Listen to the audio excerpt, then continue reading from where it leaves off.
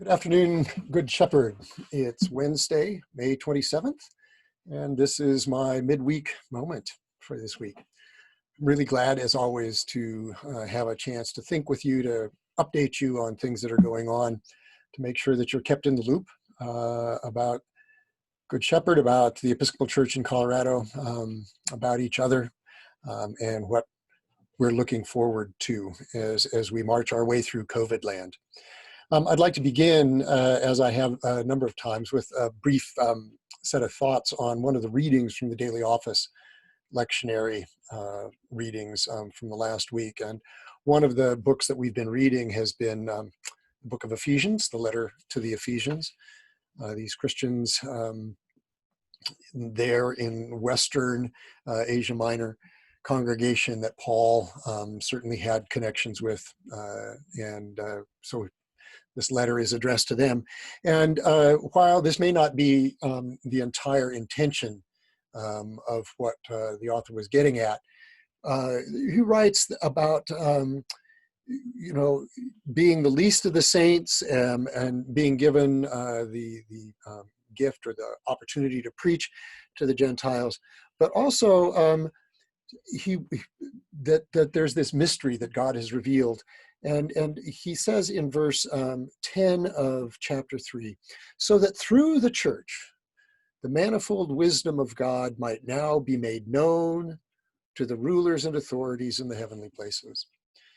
And I'm not quite sure that this was what he had in mind, but what I took from that is that the church is a witness itself.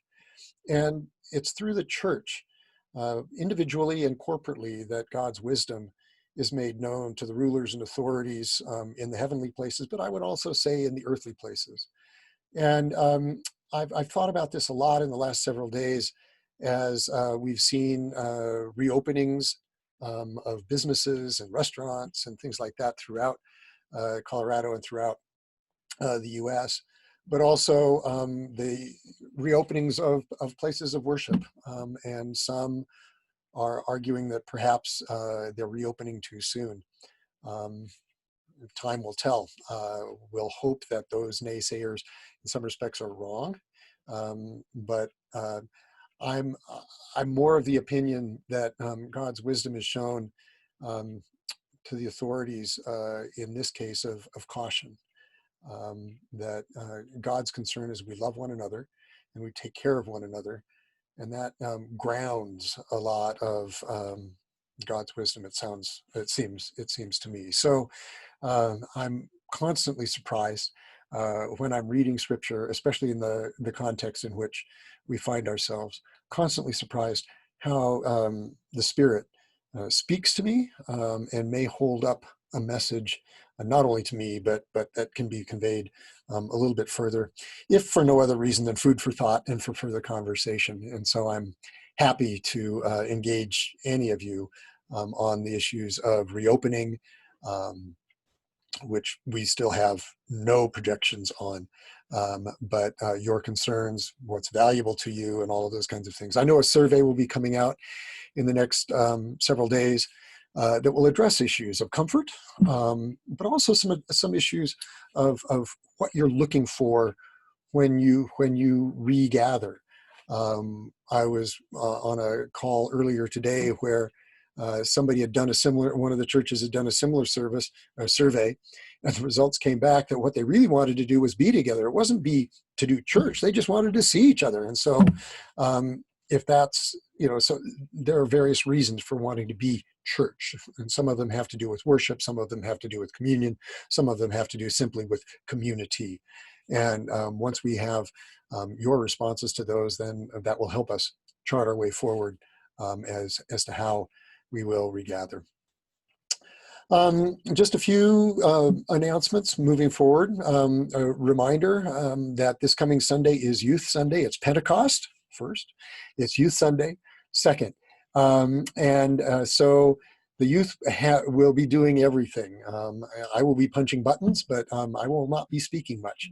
And that's really great. I am so proud of our young people and so grateful that Rachel works with them in such a thoughtful and spiritual way that they feel empowered and capable to step up and lead worship for us, even in these challenging times. And we saw them do this a couple of months ago, and we know that they can do it and that they will do it well. But it's Pentecost. And so Pentecost is that big red season, as I said last week in my sermon. And so wear red, wear something red. And so maybe we can get a screenshot of the gallery view, and we'll see a lot of red. I'm also inviting you to bring a flag of your whichever country of origin you want to chiefly identify with. If you want to have two flags, that would be great. Maybe we'll be able to get a screenshot of that as well, so we can see how the gospel has gone out into all lands as represented in the parishioners here at Good Shepherd. It's also Stephen and Neil's last Sunday. You know that, and we will be able to say goodbye to them in a number of ways. There will be certainly a goodbye in the service. We'll figure out how to do that. And then you know that at 1 o'clock you are invited to do a drive wave by, to drive by the church. We'll direct traffic and get you so that you can wave and say goodbye. No getting out of the cars, wave and say goodbye. If you have a card that you want to leave, we'll have a basket so that you can drop the card out of your car. But there won't be anybody getting out of cars. We just can't do that. We're not going to do that. But we do want to give everybody an opportunity to say goodbye. Where I'm coming up with a clever way of handing the gift, our gift, remembrance to Stephen and Neil, and we'll film that and we'll show that in the service on June 7th for those who weren't there when that was done. So the other thing that's pretty important is after I had said that we were going to do a Sunday evening, try a Sunday evening Facebook Live option to see whether or not we could transition quickly from a Zoom event to Facebook Live. As we were preparing for that, what we realized that it wouldn't be the same thing. Facebook Live is premised on everybody being in one place, and the streaming being done of what's happening live, hence the name Facebook Live. We don't do that. We have people participating from their bedrooms, from their living room, library. I'm in my basement.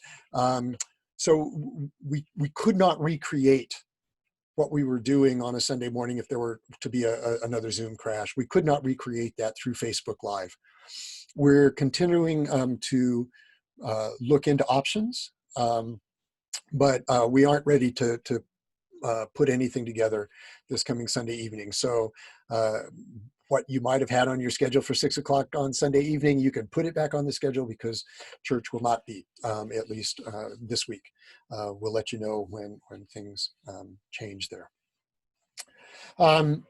As I've mentioned a number of times, we need to put together a pretty good, robust team of folks to help think through how we want to move from what the diocese, what the Episcopal Church in Colorado is calling season 1 to season 2, when we start to do reopening. And that's reopening for staff, it's reopening for all sorts of things. But we need a group of people to do this. And it's beyond my capacity to do this by myself. It's even, in some respects, hard for me to manage that group.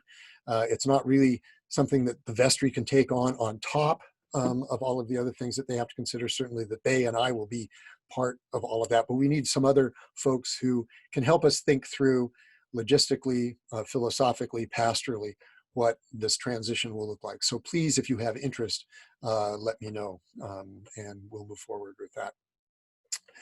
The last thing that I'll say before I close off today is that this coming Sunday is the last of our discussions of the book Canoeing the Mountains. It has been very good discussion and very valuable to have done. In the month of June, during Faith Forum, and we're going to change the schedule a little bit so that we have coffee hour before Faith Forum rather than the other way around, but we'll tell you about that in June. The Office of the Bishop has suggested 4 Bible studies that will help us think spiritually and biblically about how this transition from season 1 to season 2, how this is having an impact on us, what the Spirit may be saying to us in the midst of these movements and all of those kinds of things. So they've suggested 4 different biblical passages, and we will do one each week in June as the next Faith Forum series.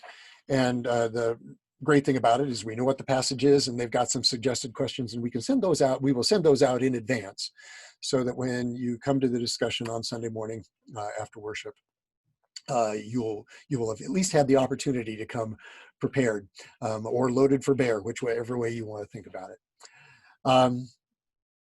My prayers are with you as always, as we continue to negotiate COVID land and this uncharted territory. Any concerns that you have, worries, joys, ideas, people do send me ideas, and they're great. I appreciate them all. Keep them coming, and know that we will make it. We will make it. Blessings this afternoon.